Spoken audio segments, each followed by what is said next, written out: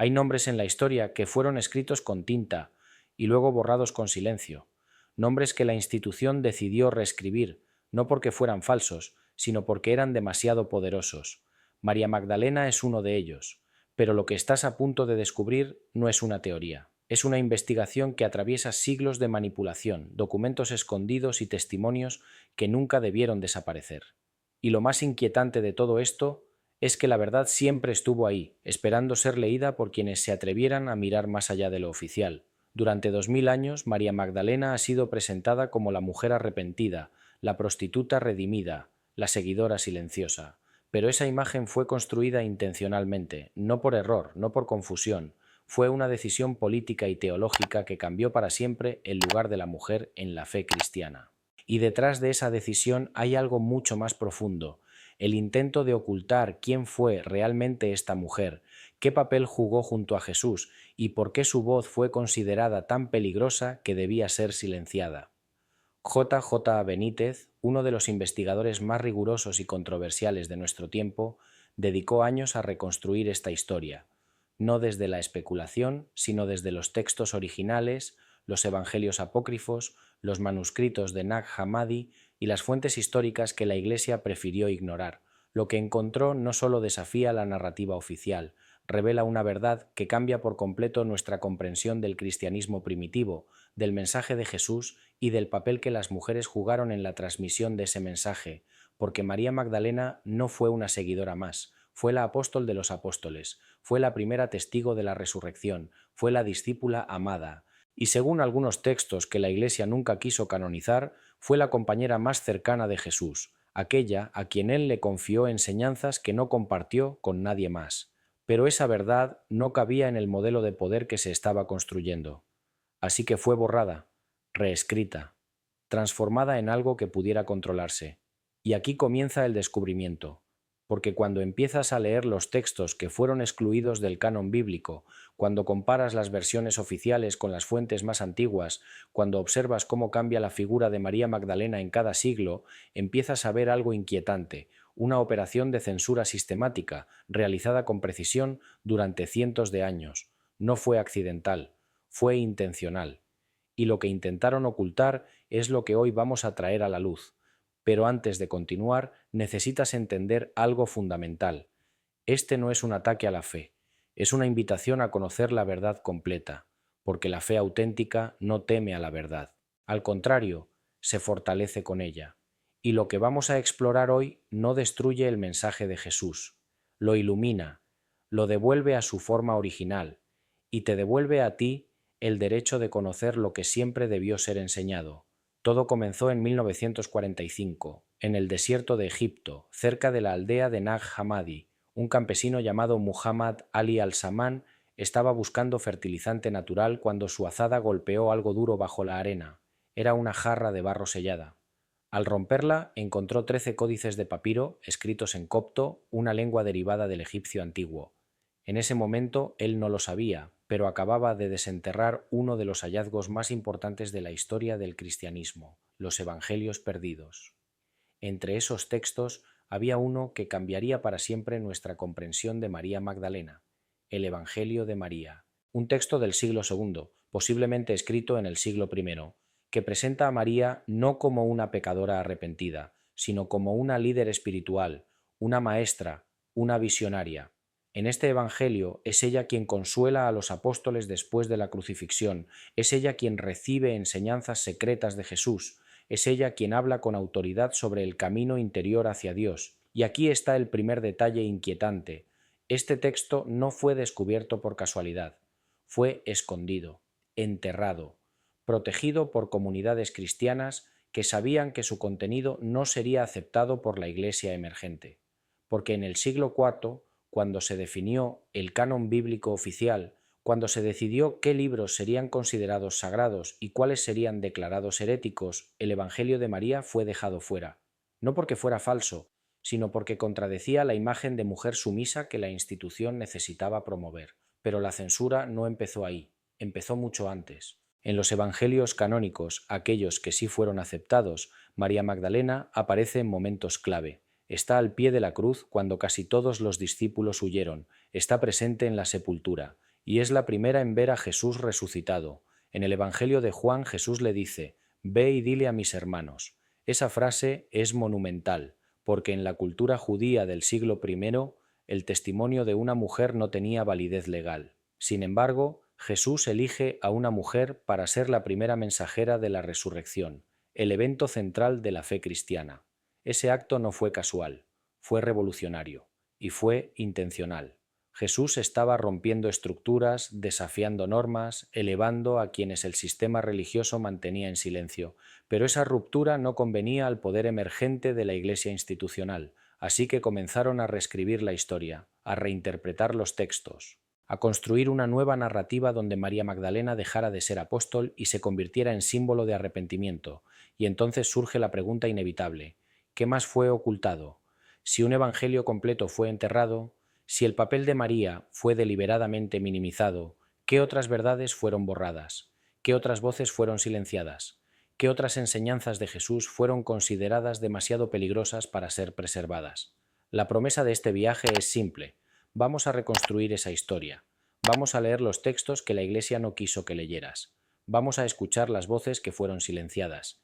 Y vamos a descubrir juntos por qué María Magdalena fue, durante siglos, la amenaza más grande para el poder patriarcal de la institución religiosa, porque ella no representa solo a una mujer, representa una forma de fe más libre, más directa, más espiritual, una fe donde la autoridad no viene de la jerarquía, sino de la experiencia personal con lo divino. Y eso, precisamente eso, era lo que no podían permitir. Para entender qué le hicieron a María Magdalena, primero necesitas entender el contexto en el que vivió.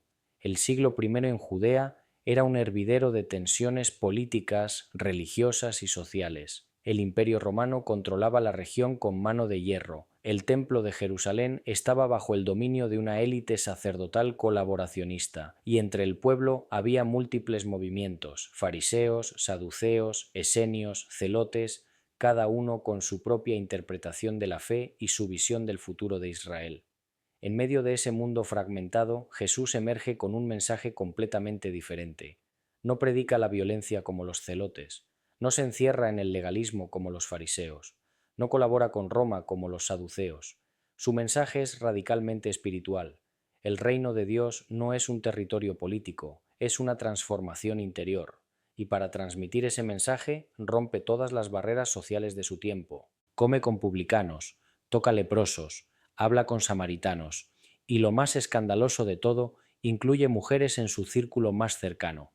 María Magdalena era una de ellas, pero no era una mujer cualquiera.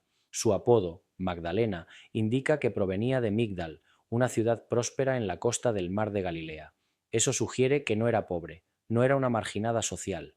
Era una mujer con recursos, probablemente educada, capaz de sostener económicamente el ministerio de Jesús. Lucas 8:2-3 menciona que varias mujeres, incluida María Magdalena, le servían con sus bienes.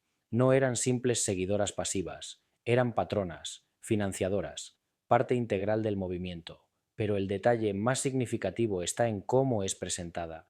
Lucas dice que Jesús había expulsado de ellas 7 demonios. En la mentalidad del siglo I, eso no necesariamente significaba posesión literal. El número 7 simboliza plenitud. Podría referirse a una liberación completa de cualquier atadura espiritual, emocional o psicológica. Lo importante es esto: Jesús la liberó, y esa liberación la transformó en una de sus discípulas más fieles. Porque mientras los 12 huían durante la crucifixión, María Magdalena estaba allí. Mientras Pedro negaba conocer a Jesús, María permanecía al pie de la cruz. Y cuando todos se escondieron por miedo, ella fue al sepulcro al amanecer. Ese nivel de valentía, de lealtad, de amor incondicional no puede ser ignorado, y sin embargo fue minimizado, reescrito, distorsionado.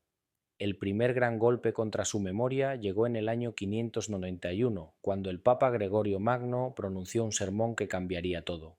Sin ninguna base bíblica, sin ningún texto que lo respaldara, declaró que María Magdalena, María de Betania y la mujer pecadora del Evangelio de Lucas eran la misma persona. Con esa afirmación fusionó 3 identidades diferentes en una sola y le asignó a María Magdalena la etiqueta de prostituta arrepentida. Esa mentira se mantuvo durante 14 siglos. Fue enseñada en homilías, representada en pinturas, esculpida en catedrales. María Magdalena dejó de ser la apóstol de los apóstoles y se convirtió en el símbolo del pecado sexual femenino. Su verdadera identidad fue enterrada bajo una narrativa de vergüenza y arrepentimiento, y así la mujer más cercana a Jesús fue reducida a una advertencia moral. No fue hasta 1969 que la Iglesia Católica finalmente corrigió ese error, pero para entonces el daño ya estaba hecho. Generaciones enteras habían crecido con esa imagen falsa, y aunque la corrección fue oficial, nunca fue lo suficientemente difundida. Muchos creyentes hoy todavía piensan que María Magdalena fue una prostituta, no porque lo diga la Biblia, sino porque durante siglos eso fue lo único que se enseñó. Pero aquí hay un detalle que casi nadie ha notado. Esa distorsión no fue accidental, fue estratégica, porque al transformar a María Magdalena en pecadora, la Iglesia logró dos cosas. Primero, eliminó su autoridad como maestra y líder espiritual. Segundo, reforzó la idea de que las mujeres eran fuentes de tentación, seres que necesitaban ser controlados, redimidos, silenciados, y con eso se cerró una puerta que Jesús había abierto, la puerta hacia una iglesia donde las mujeres pudieran enseñar, liderar, profetizar, una iglesia donde la autoridad no proviniera del género sino del espíritu. Esa puerta fue cerrada con candado, y la llave fue arrojada al olvido, pero la verdad nunca muere, solo espera. Cuando lees el Evangelio de María, descubres algo que la narrativa oficial nunca te contó. María Magdalena no solo era una discípula, era una maestra. Y no cualquier maestra, sino alguien que comprendía el mensaje de Jesús en un nivel que incluso Pedro y los demás apóstoles parecían no alcanzar. En este Evangelio, después de la resurrección, los discípulos están llenos de miedo, no saben qué hacer, no entienden completamente lo que Jesús les enseñó, y es María quien se levanta para consolarlos. Ella les dice: no lloren, no estén tristes, la gracia del Salvador estará con ustedes y los protegerá. Alabemos su grandeza, porque Él nos ha preparado y nos ha hecho verdaderos seres humanos. Esa frase es profunda. Nos ha hecho verdaderos seres humanos. No nos ha salvado solo del pecado, nos ha restaurado a nuestra verdadera naturaleza, nos ha devuelto nuestra dignidad, nuestra conexión con lo divino, nuestra capacidad de conocer a Dios directamente. Este es un cristianismo diferente, no basado en el miedo al castigo, sino en la transformación interior, no basado en la mediación de una institución, sino en la experiencia personal del Espíritu. Y entonces Pedro le pregunta a María: hermana, sabemos que el Salvador te amaba más que a las demás mujeres. Dinos las palabras que Él te dijo, que tú recuerdas y nosotros no conocemos. Ese reconocimiento es monumental. Pedro admite que Jesús tenía una relación especial con María, que le confió enseñanzas que no compartió con todos, y María responde compartiendo una visión profunda sobre el alma, su ascenso, su liberación de las ataduras materiales, su encuentro con lo divino. Es un discurso místico, complejo, profundo. Y cuando termina, algunos de los apóstoles reaccionan con incredulidad. Andrés dice: no creo que el Salvador haya dicho eso. Estas enseñanzas son ideas extrañas. Y Pedro, con evidente molestia, pregunta: ¿de verdad habló el Salvador con una mujer en privado sin que nosotros lo supiéramos? ¿Tenemos que escucharla a ella ahora? ¿Acaso él la prefirió a nosotros? Ahí está. El conflicto, la envidia, el orgullo herido. Pedro no puede aceptar que una mujer tenga acceso a un conocimiento que él no posee. No puede aceptar que Jesús haya confiado en ella de una manera que no confió en él. Y es entonces cuando Leví, posiblemente Mateo, interviene y defiende a María. Pedro, siempre has sido impulsivo, ahora te veo atacándola como si fuera un enemigo. Si el Salvador la hizo digna, ¿quién eres tú para rechazarla? El Salvador la conoce bien, por eso la amaba más que a nosotros. Esa escena lo resume todo. El cristianismo primitivo no era monolítico, había tensiones, debates, visiones diferentes, y una de las mayores tensiones era el papel de las mujeres. Había quienes, como Leví, reconocían su autoridad espiritual, y había quienes, como Pedro, la rechazaban, y sabemos cómo terminó esa disputa. La corriente representada por Pedro, la que defendía una jerarquía masculina, una estructura institucional controlada por hombres, fue la que eventualmente se impuso, y con esa victoria las voces de las mujeres fueron silenciadas. Sus evangelios fueron declarados heréticos, sus enseñanzas fueron borradas, y figuras como María Magdalena fueron reescritas para encajar en el nuevo orden. Pero aquí hay un detalle que casi nadie se detiene a observar. Jesús nunca estableció esa jerarquía. En ningún evangelio canónico Jesús dice, solo los hombres pueden enseñar. Al contrario, Él incluye, Él libera, Él empodera. Cuando se aparece primero a María Magdalena, no está ratificando la inferioridad de las mujeres, está desafiando esa inferioridad, está diciendo, mi mensaje no pertenece a una estructura de poder, pertenece a cualquiera que tenga oídos para escuchar y corazón para entender. Y eso era exactamente lo que la institución no podía permitir. Porque un cristianismo donde cualquiera pudiera tener acceso directo a Dios, donde las mujeres pudieran enseñar, donde no se necesitara una jerarquía sacerdotal para mediar entre lo humano y lo divino, era un cristianismo incontrolable, era un cristianismo peligroso, era un cristianismo que amenazaba el poder mismo de la Iglesia como institución. Así que María Magdalena tuvo que ser neutralizada, su voz tuvo que ser acallada, su evangelio tuvo que ser enterrado, y su imagen tuvo que ser transformada en algo que no representara ninguna amenaza, la pecadora arrepentida, la mujer sumisa, la seguidora silenciosa. Pero los textos sobrevivieron, escondidos en jarras de barro, guardados en monasterios olvidados, preservados por comunidades marginales, y ahora, 2000 años después, podemos leerlos, podemos escuchar su voz, podemos recuperar lo que fue robado, y cuando lo hacemos, todo cambia. J. Lara Benítez no es un teólogo tradicional. Es un investigador, un periodista, un buscador incansable de la verdad, y cuando decidió explorar la figura de María Magdalena no se conformó con las versiones oficiales. Fue directo a las fuentes, estudió los manuscritos de Nag Hammadi, analizó los evangelios gnósticos, comparó las tradiciones ortodoxas con las tradiciones apócrifas, y lo que encontró fue una conspiración de silencio que atravesaba siglos.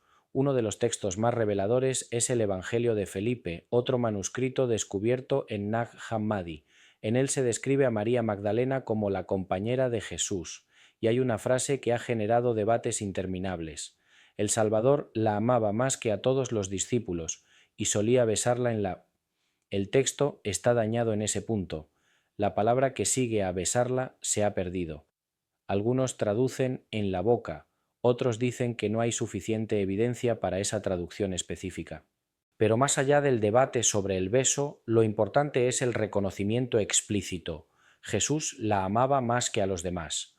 Esa afirmación no aparece en los evangelios canónicos, no porque no fuera cierta, sino porque era inconveniente, porque desafiaba la autoridad de Pedro, de Juan, de los líderes varones que estaban construyendo la estructura de la Iglesia. En el Evangelio de Tomás, otro texto de Nag Hammadi, aparece una escena aún más reveladora. Simón Pedro dice, que María se vaya de entre nosotros porque las mujeres no son dignas de la vida. Y Jesús responde, miren, yo la guiaré para hacerla varón, de modo que ella también se convierta en un espíritu viviente igual a ustedes, varones, porque toda mujer que se haga varón entrará en el reino de los cielos. Esa frase ha sido malinterpretada durante años. No significa que las mujeres deban convertirse literalmente en hombres. En el lenguaje gnóstico del siglo I, hacerse varón significaba alcanzar la plenitud espiritual, trascender las divisiones terrenales, alcanzar la unidad con lo divino.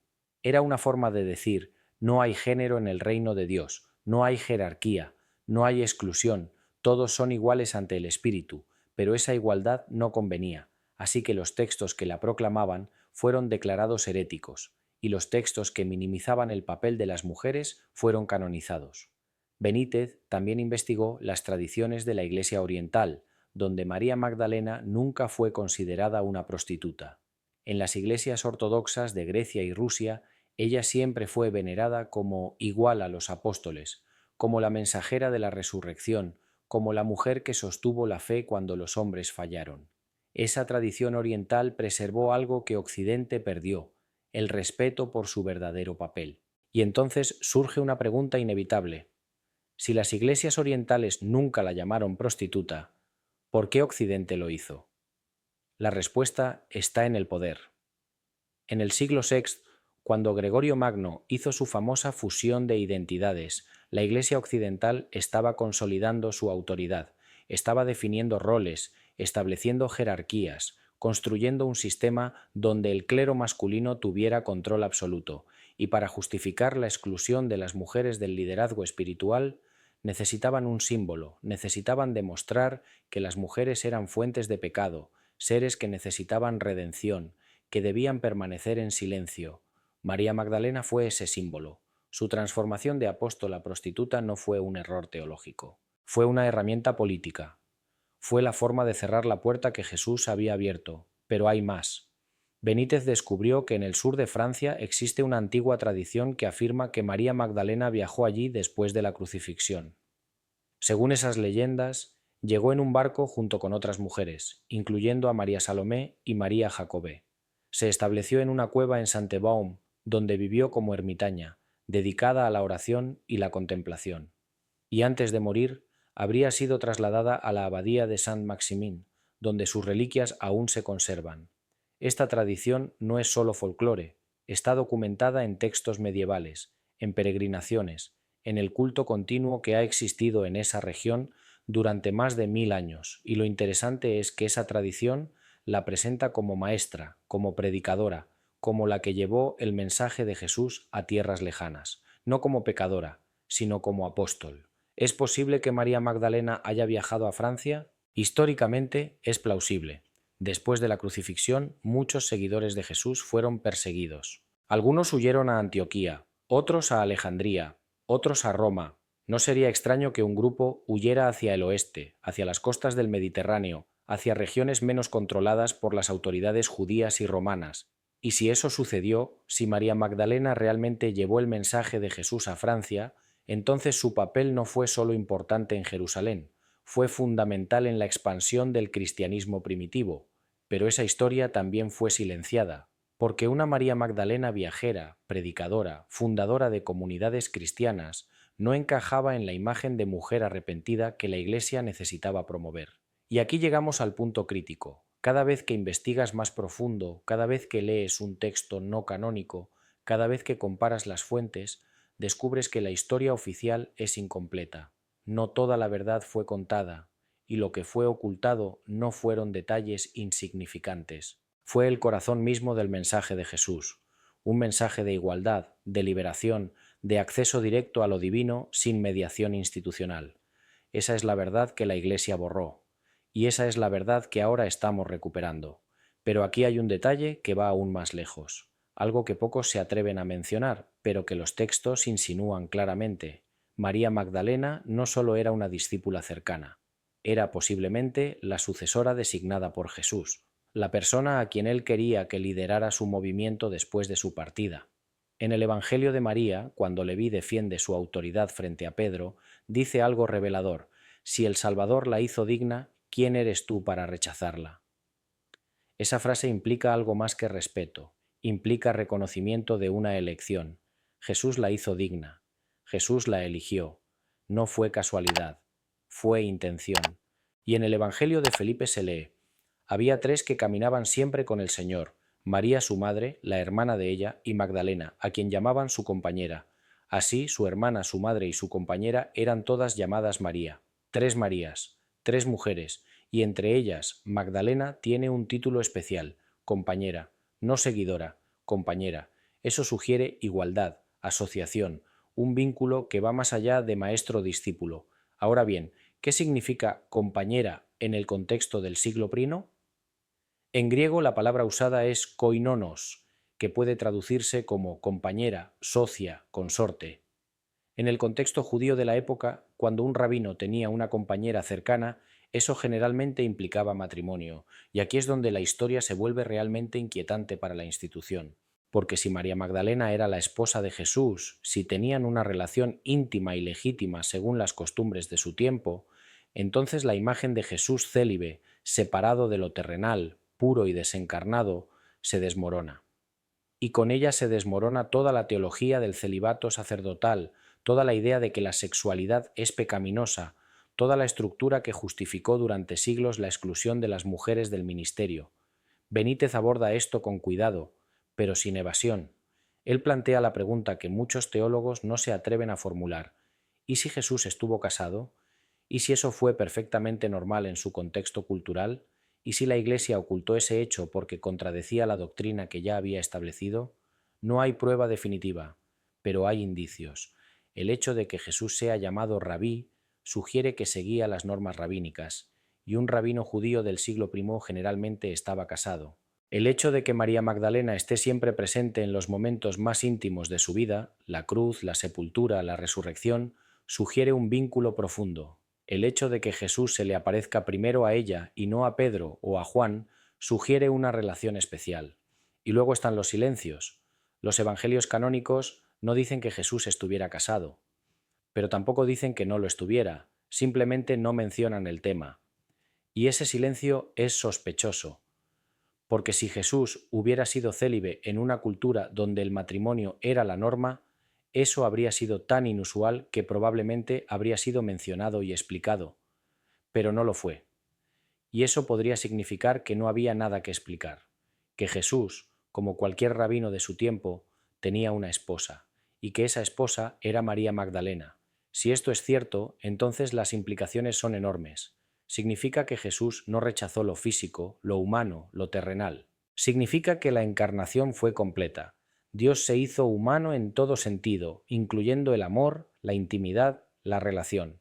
Significa que no hay división entre lo espiritual y lo físico, entre lo sagrado y lo cotidiano. Y significa que María Magdalena no fue solo una testigo, fue una compañera en el sentido más completo. Fue quien compartió su vida, su misión, su mensaje. Fue quien estuvo junto a él en los momentos de gozo y en los momentos de sufrimiento.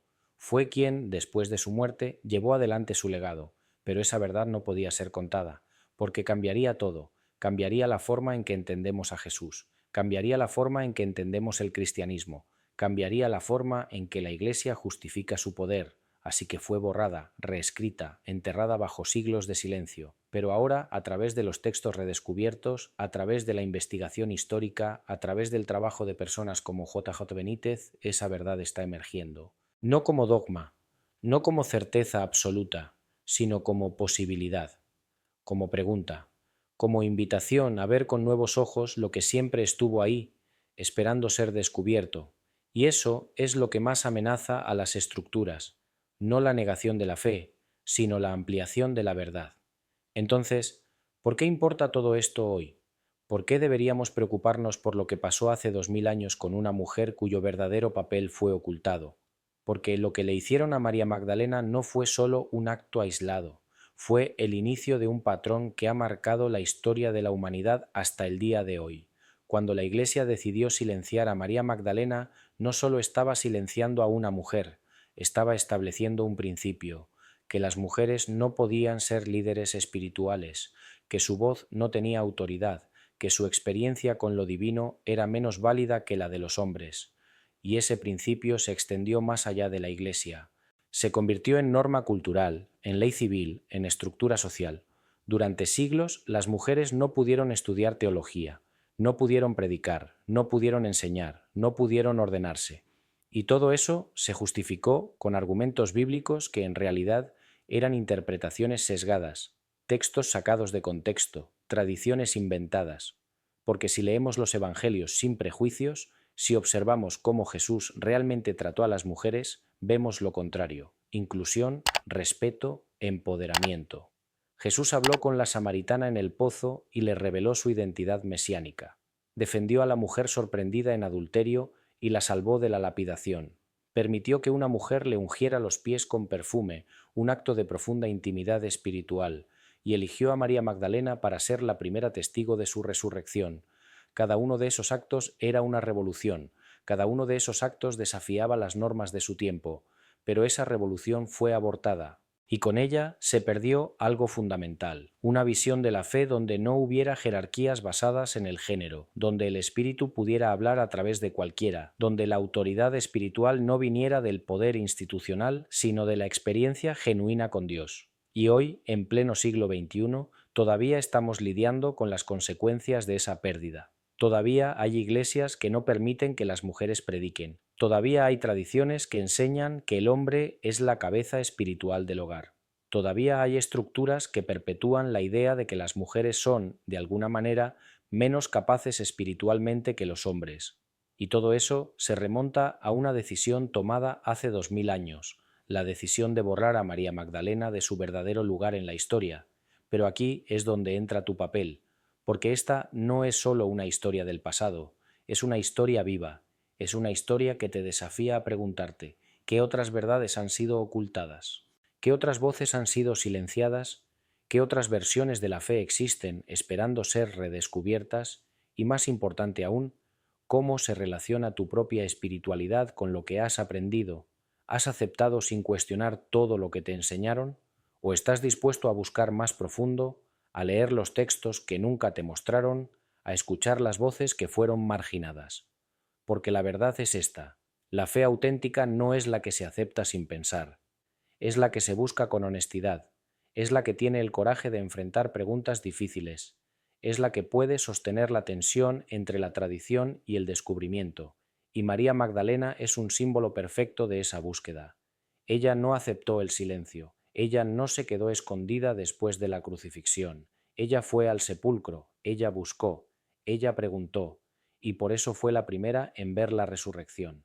Ese es el modelo, no la obediencia ciega, sino la búsqueda valiente, no la sumisión a la autoridad institucional, sino la experiencia directa con lo divino, no el miedo a cuestionar, sino la libertad de descubrir. Y cuando empiezas a vivir tu fe de esa manera, todo cambia. Ya no eres un receptor pasivo de doctrinas, eres un buscador activo de la verdad, ya no dependes de lo que otros te digan. Confías en tu propia experiencia espiritual, ya no temes las preguntas, las abrazas como oportunidades de crecimiento.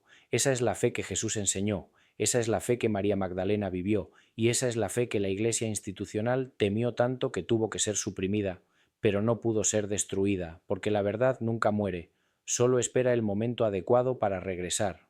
Y ese momento es ahora. Hay un momento en la vida de cada buscador donde las verdades externas se convierten en realidades internas, donde lo que aprendes deja de ser información y se convierte en transformación.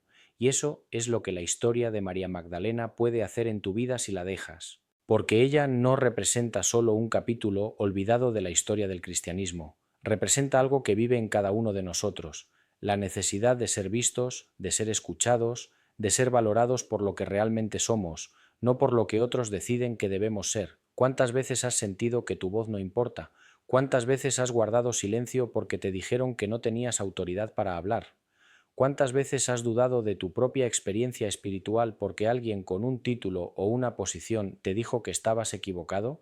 Esa es la herida que la historia de María Magdalena expone, la herida de la desautorización, la herida de ser reducido a algo menor de lo que realmente eres, la herida de que tu verdad sea reescrita por otros. Y la sanación de esa herida comienza cuando decides que tu experiencia es válida, que tu encuentro con lo divino es real, que tu voz merece ser escuchada. No porque una institución te lo permita, sino porque es tu derecho como ser espiritual.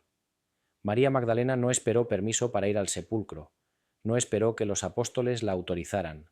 Fue porque su amor, su fe, su necesidad de verdad la impulsaron. Y ese acto de autonomía espiritual fue lo que la convirtió en la primera testigo de la resurrección. Eso es lo que tú también puedes hacer. Puedes dejar de esperar que otros validen tu búsqueda. Puedes dejar de conformarte con las respuestas que te dieron hace años y que ya no te satisfacen. Puedes comenzar a explorar, a cuestionar, a leer, a buscar, y cuando lo haces, algo notable sucede. Empiezas a descubrir que la fe no es una prisión, es un horizonte abierto, no es un conjunto de reglas a seguir, es un viaje a emprender, no es una verdad que aceptar sin más, es un misterio a explorar con asombro, y en ese viaje te encuentras no solo con Dios, sino contigo mismo, con quien realmente eres debajo de todas las capas de condicionamiento, de expectativas sociales, de roles impuestos, te encuentras con tu alma desnuda, con tu anhelo más profundo, con tu verdad más auténtica. Eso es lo que Jesús hizo por María Magdalena. La liberó de los 7 demonios, la liberó de todo lo que la ataba a una identidad falsa, y la restauró a su verdadera naturaleza, una mujer libre, capaz de amar, de buscar, de encontrar, de enseñar. Y eso es lo que Jesús quiere hacer por ti, liberarte, no de los demonios literales, sino de todo lo que te impide ser quien realmente eres, de los miedos, de las vergüenzas, de las mentiras que has creído sobre ti mismo, de las voces que te dijeron que no eras suficiente, que no eras digno, que no tenías autoridad. Porque la verdad es esta: tienes autoridad, la autoridad que viene de tu conexión directa con lo divino, la autoridad que viene de tu experiencia genuina, la autoridad que nadie puede darte, pero que nadie puede quitarte tampoco. Y cuando vives desde esa autoridad, desde esa certeza interior, no necesitas que una institución te diga si tu fe es válida. No necesitas que un líder religioso te diga si tu experiencia es real. Lo sabes, lo sientes, lo vives. Esa es la libertad que Jesús ofrecía, esa es la libertad que María Magdalena abrazó, y esa es la libertad que todavía está disponible para ti. Pero tienes que elegirla, tienes que atreverte a cuestionar, tienes que tener el coraje de buscar más allá de lo familiar, tienes que estar dispuesto a soltar las certezas cómodas y abrazar el misterio incómodo, porque la verdad no siempre es fácil, a veces es perturbadora, a veces desafía todo lo que creías, a veces te obliga a reconstruir tu fe desde cero, pero cuando lo haces, cuando pasas por ese fuego de transformación, lo que emerge es más fuerte, más auténtico, más real. Es una fe que no puede ser sacudida por las dudas, porque ya ha enfrentado las dudas y ha salido victoriosa. Es una fe que no teme las preguntas, porque las preguntas son parte del camino. Y es una fe que no necesita excluir a nadie, porque entiende que lo divino es más grande que cualquier estructura humana, más vasto que cualquier doctrina, más inclusivo que cualquier institución. Esa es la fe que María Magdalena representa, y esa es la fe que puede ser tuya. Hay un antiguo proverbio que dice: la verdad es como un león, no necesitas defenderla, solo déjala libre y se defenderá sola. Y eso es exactamente lo que está sucediendo con la historia de María Magdalena. Después de 2000 años de estar encerrada, distorsionada, reescrita, la verdad está emergiendo, no porque alguien la esté defendiendo con agresividad, sino porque los textos han sido descubiertos, porque los investigadores han hecho su trabajo, porque las preguntas están siendo formuladas y no se puede detener. Una vez que la verdad empieza a emerger, no hay forma de volver a enterrarla. Puedes intentar ignorarla, puedes intentar minimizarla, puedes intentar desacreditarla, pero no puedes hacerla desaparecer. Y eso es lo profético de este momento. No estamos simplemente redescubriendo un hecho histórico, estamos presenciando el cumplimiento de algo más profundo, la restauración de voces que fueron silenciadas, la sanación de heridas que han existido durante siglos, la corrección de una injusticia que ha afectado a millones de personas. Porque cada vez que una mujer fue silenciada en una iglesia, cada vez que se le dijo que no podía enseñar, que no podía liderar, que su única opción era servir en silencio, eso era el eco de lo que le hicieron a María Magdalena. Y cada vez que alguien descubre la verdadera historia, cada vez que alguien lee el Evangelio de María, cada vez que alguien se da cuenta de que fue una discípula, una apóstol, una maestra, eso es un acto de restauración. No solo para ella, sino para todos los que fueron silenciados. Y aquí está la pregunta que este viaje deja contigo. ¿Qué verdad en tu propia vida ha sido reescrita? ¿Qué parte de tu identidad ha sido minimizada, distorsionada, silenciada?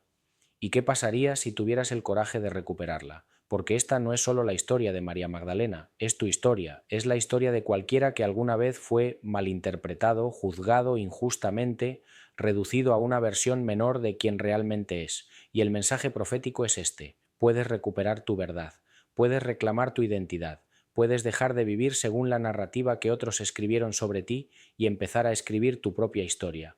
No será fácil, habrá resistencia. Habrá quienes te digan que estás equivocado, que estás siendo rebelde, que estás abandonando la fe. Pero recuerda, eso es exactamente lo que le dijeron a María Magdalena.